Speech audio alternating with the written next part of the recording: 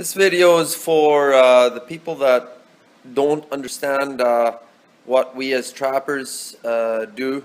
They don't understand the wolf management that we take part in. In this video, I'm going to show you evidence of the wolf population problem we have here.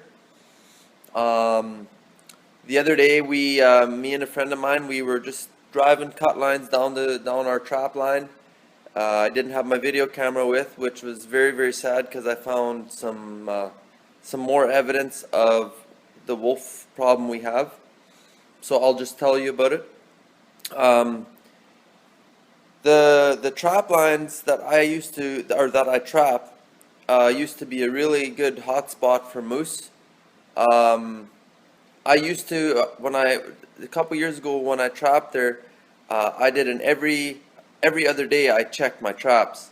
And my snowmobile trails were always wrecked by moose tracks. That's how many moose there were, and we saw moose all the time. Like, I would say we saw 1 to 2 moose a day. But we spent all day on the trap line too, so we spent a lot of time out there, but we saw a lot of moose. This year, I didn't see 1 moose, and over the whole winter, I seen 1 moose track. And the other day, when me and my friend were driving the cut lines, that's the day I saw the moose track, and that moose track led us right to that moose kill. A big full-grown bull moose, taken down by wolves. And wolf tracks everywhere, and it was just a slaughter. Like, anybody that hasn't seen a wolf kill, like, we didn't see it happen, but it was still fresh. Like, they had killed the moose the day before. Anybody that hasn't seen something like that firsthand, that's fresh, it's a slaughter. There's blood everywhere. The moose did not die a happy death.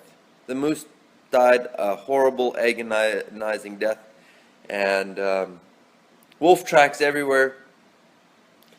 That's just another example of the population, the explosion of population that we've had with wolves. I mean, I've already heard that they might not be giving out any moose tags in our area, which would be sad for me because you know, my family, we eat moose meat once a week, sometimes twice a week. We eat moose meat. You know, I go out and I shoot a moose when I can because they don't give out tags very often anymore. I get a tag every 3rd year, and part of the problem is the wolves. So I hope that there's going to be people watching this video. I'm not trying to change anybody's opinion on trapping with this video. I'm just trying to educate you a little bit about some of the things that go on where we live. So, you know, I hope if you watch this, maybe you can understand a little bit about why we do what we do. Us as trappers, we are not out there to kill every wolf. We're not out there to kill every coyote. We're out there, if we do that, what are we going to do next year? This is a way of life for me.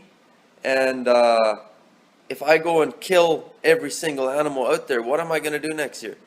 I'm trying to manage it so we have a healthy population year after year after year.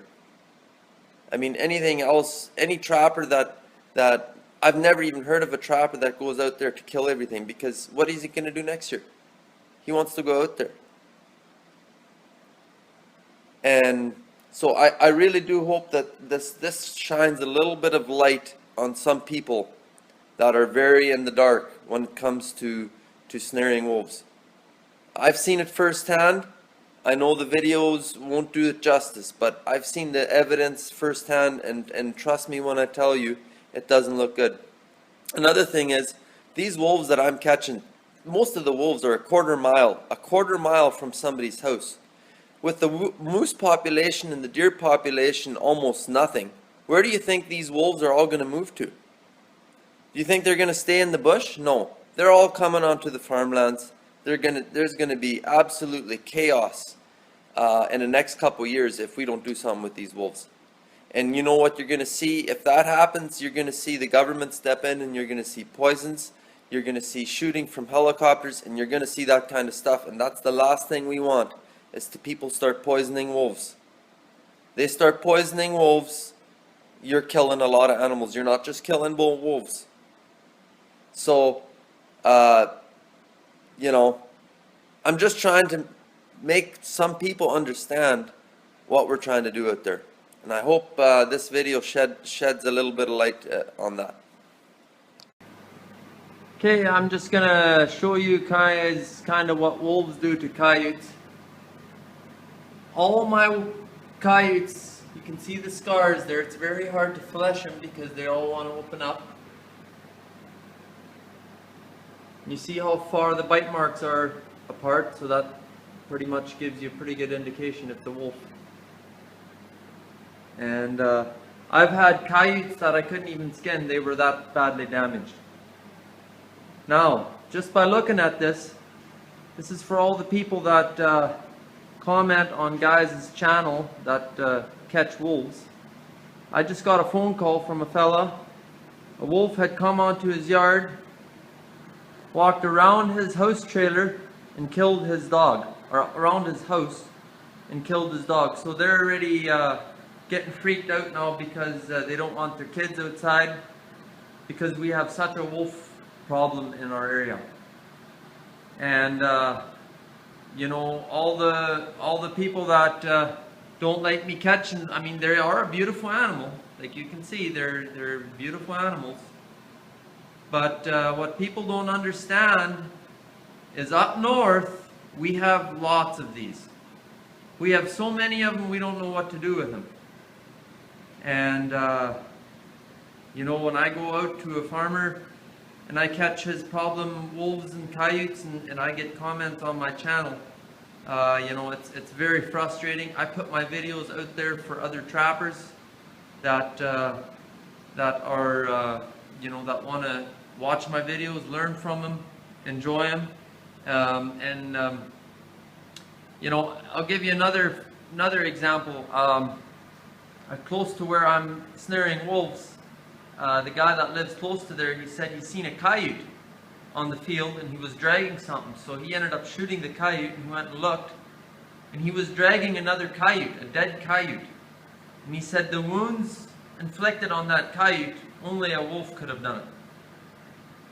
So, you know, those big predators, they do a lot of damage. They do a big damage to our moose population, our deer population, our coyotes, and on top of all that, we've got so many of them. Those wolves, they're getting so bold, they're going onto people's yards.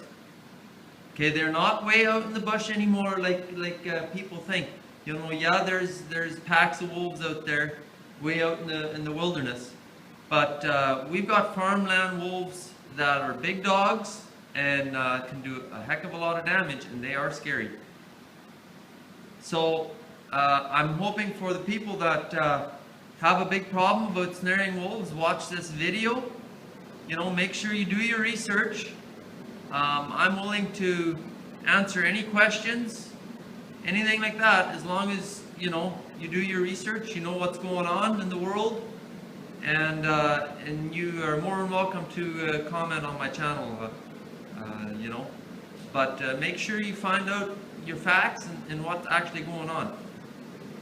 So I'll quit my rambling here. I'm you know, it's upsetting to me when I'm skinning coyotes and I can hardly skin them because they're so full of scars.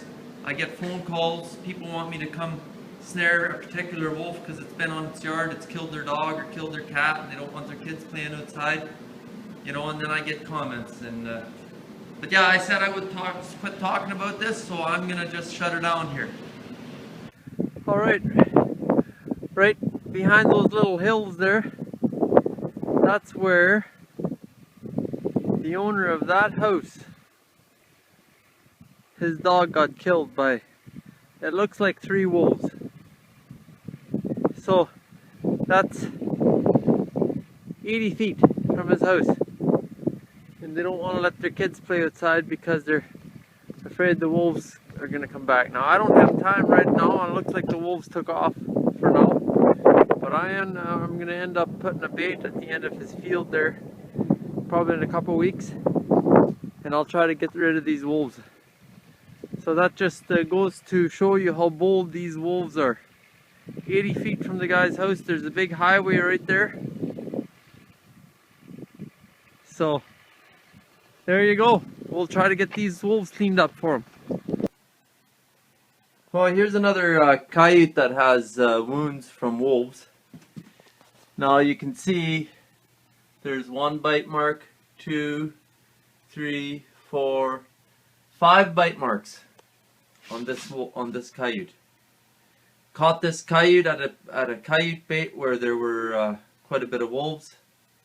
These wolves live in that area. These coyotes live in that area. Nobody's going to be able to tell me that this coyote has a happy life. He's dealing with wolves on a daily basis. And there's the proof. Actually, there's an old scar right there. A bite mark. That could be from another coyote, but this is for all the people that like to send me negative comments on my channel.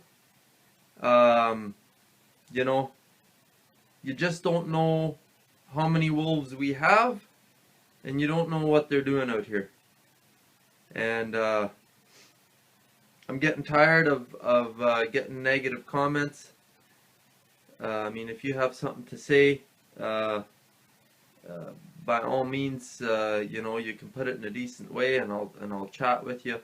But some of the comments I get for catching these problem wolves, I just can't believe it. You know, it's not like I'm catching wolves way out on my trap line somewhere where the wolves are you know, living a normal lifestyle. I'm catching farmland wolves that are living on farmland, and this is what they're doing. And you know, just to take this one step further, I'm gonna go out to my other shed and I'm gonna show some more footage of what wolves, dead coyotes that I've found. Alright, so there you see a coyote. You can see this is a coyote that I found. Half-eaten coyote right there. Here's another coyote that I found. Another half-eaten coyote right there. Wolf tracks all around them. This is what the wolves are doing to our other wildlife that we have. And you know, it's not a pretty sight. They're out of control.